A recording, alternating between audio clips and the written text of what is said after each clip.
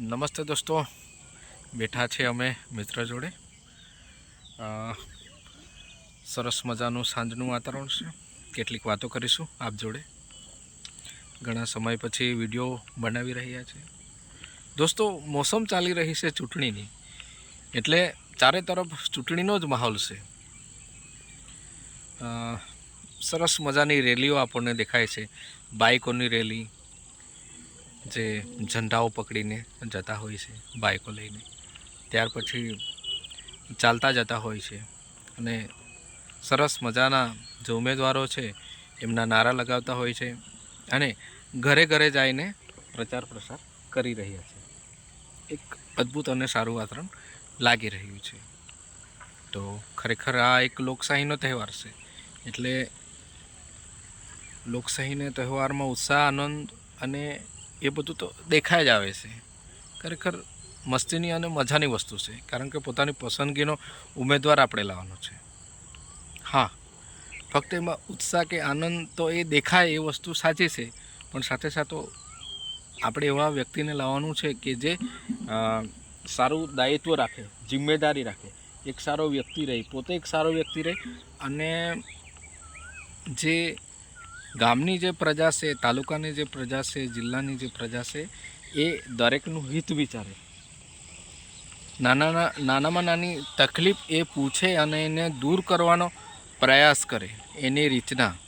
તો ખરેખર એવા નેતાનું આપણે પરચેસ કે પસંદગી કરવું જોઈએ, કારણ કે આપણો ભારત દેશને આઝાદ કરવા માટે એવા કેટલાક મહાન ચરિત્રો, મહાન વ્યક્તિઓ થઈ ગયા છે કે જે પહેલાં તો આધાર સ્તંભની વાત કરીએ, ઝાંસીની રાણી, ત્યાર પછી એ સમયનો ઇતિહાસ એટલો બધો આધાર સ્તંભ હતા કે તેઓ પોતાનું બલિદાન આપીને આપણા દેશના આધાર સ્તંભ બન્યા. ત્યાર પછી ગાંધી બાપુ છે, સુભાષચંદ્ર બોઝ છે, જવાહરલાલ નહેરુ છે. એ ઘણી બધી વિભૂતિ કે ઘણા બધા એવા વ્યક્તિઓ હતા કે જે મહાન વ્યક્તિઓ હતા કે જેમણે દેશને આઝાદ કરવા માટે પોતાનું ત્યાગ, બલિદાન, સમર્પણ કરીને આપણા દેશને આઝાદ કર્યો છે. તેઓએ પોતાના માટે વિચાર્યું નથી, તેઓએ વ્યક્તિઓ માટે વિચાર્યું છે, આખા દેશ માટે વિચાર્યું છે. હું ભારત દેશનો નાગરિક છું, ભારત દેશ મારો છે, હું એનો વતની છું, એટલે મારે એના માટે કંઈક કરવું જોઈએ, એ જજ્બા હતો. તો ખરેખર જે ઉમેદવારો છે તો એમણે પોતાનું દાયિત્વ, જિમ્મેદારી સ્વીકારવું જોઈએ અને એક સારામાં સારો અવસર પોતાને મળ્યો છે કે મળી રહેવા જઈ રહ્યો છે, એના માટે એમને શુભકામનાઓ.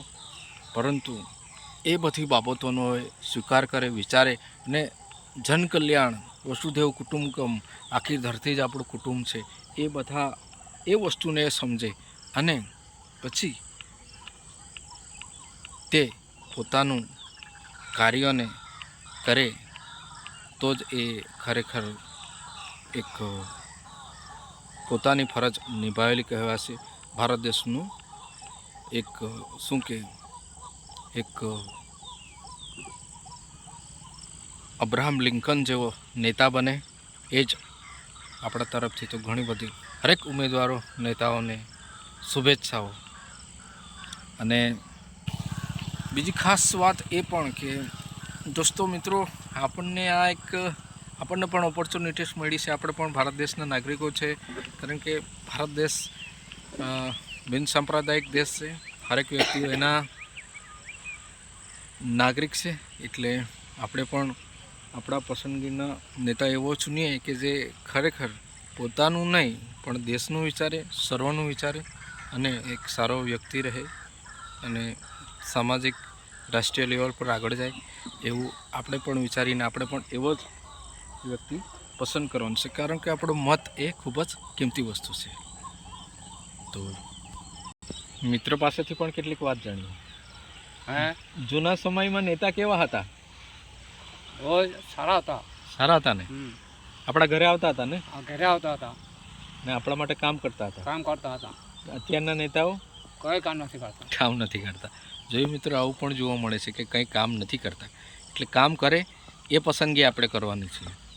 તો વિડીયોને આપણે લાંબો નહીં કરીએ, પણ અહીંયા જ આટલા વિચારો સાથે વિડીયોને પૂર્ણ કરીએ છીએ. જય હિન્દ દોસ્તો.